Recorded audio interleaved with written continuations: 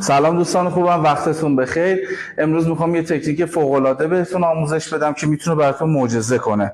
کسایی که مشکل پروستات دارن، آقایون، خانمایی که مشکلات کیست تخمدان و کیست رحم، حالا فیبروم باشه، میوم باشه، اینا رو دارن، یا آقایونی که و خانمایی که میخوان این مشکلات پیششون سراغشون نیاد، این تکنیک فوق‌العاده رو باید انجام بدن 10 مرتبه صبح، 10 مرتبه شبها.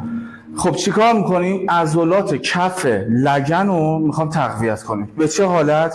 انقباض این منطقه با سوراخ باسن رو جمع میکنید تا 3 ثانیه نگه میدارید، بعد آزاد میکنید.